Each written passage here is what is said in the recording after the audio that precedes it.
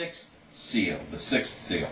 Revelation 6:12-13. And I saw, when he opened the sixth seal, and a great convulsion took place, and the sun became black as sackcloth of hair, and the full moon became as blood, and the stars of heaven fell into the earth, as the fig tree casteth her untimely or winter figs when shaken by a mighty wind.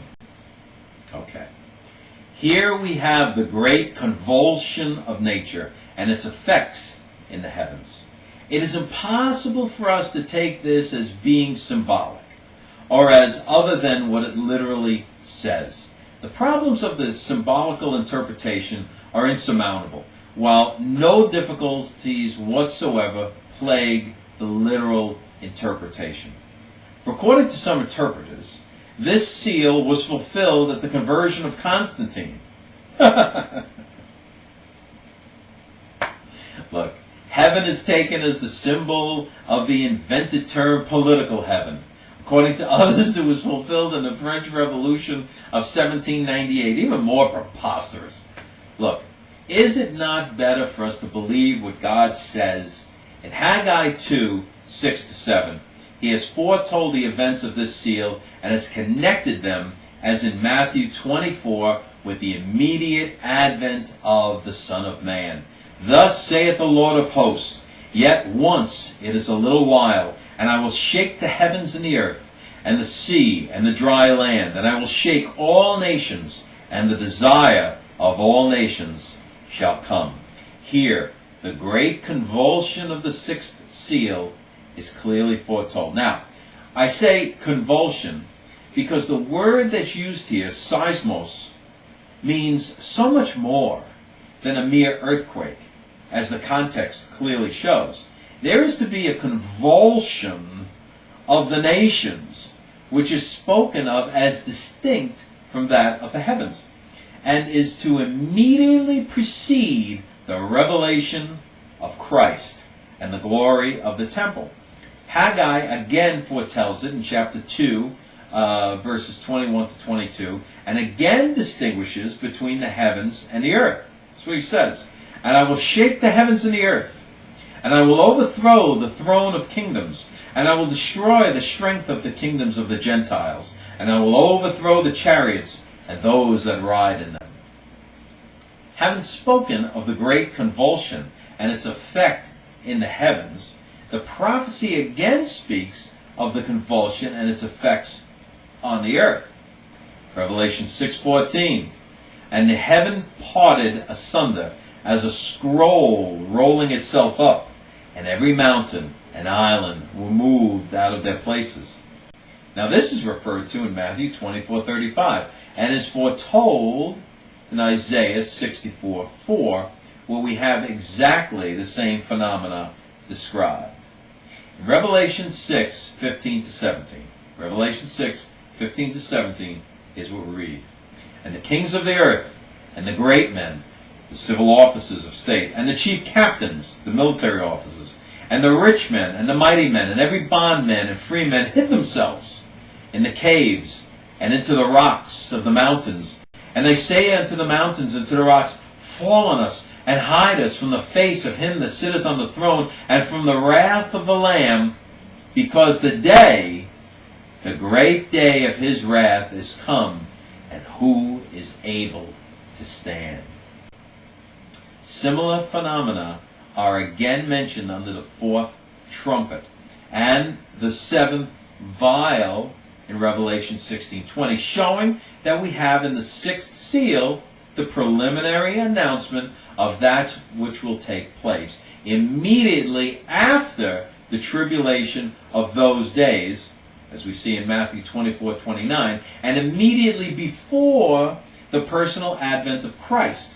To this agree the words of Joel in Joel 2:31. Let's go there. Joel 2:31. Here's what we read. The sun shall be turned into darkness, and the moon into blood, before the great and terrible day of the Lord come. Then in Revelation 19:19, we have the marshaling of the forces which are here detailed.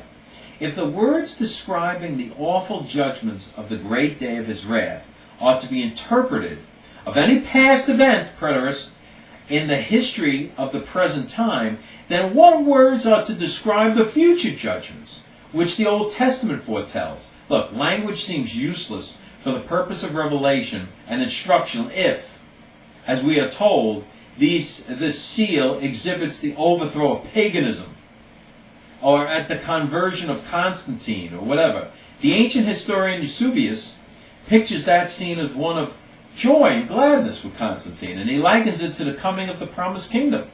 There was no convulsion of nature in heaven or on earth, no fleeing to the mountains and the rocks, no cry of terror.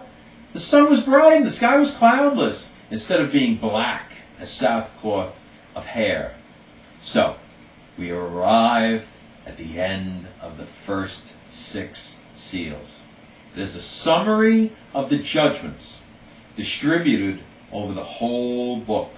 A brief summary of what will occur in the day of the Lord up to the time of his actual book of Revelation or unveiling in chapter 19. They are set here in order to show us that these judgments do not arrive by chance, but are all under divine control. The first great false Messiah of the first seal cannot be revealed until the appointed moment shall have come. And the voice from the throne gives the permission command, go. The judgments cannot fall until the same command is given. Here we note the important connection between the throne seen in heaven and the consequent summary in the seals of all that takes place afterward on the earth. They lead up to the great day of his wrath. And the chapter ends with the solemn question, who is able to stand? Now, that question is answered in chapter 7, where we are shown first the sealing of the 144,000 of all the tribes of the children of Israel, who are to pass unscathed through that great tribulation, and then the rapture of the great multitude, which no man can number, who are saved through it and out of it. These are not the church of God, the body of Christ. So get that out of your head. For this great multitude stand before the throne. They are not seated upon the throne. They are saved, of course, through the same precious blood of the Lamb. They are referred to in Isaiah 26:9. When thy judgments are in the earth, the inhabitants of the world will learn righteousness. Where are these afterwards seen, if not in the great multitude of Revelation 7? The question, who shall be able to stand, is now to be answered.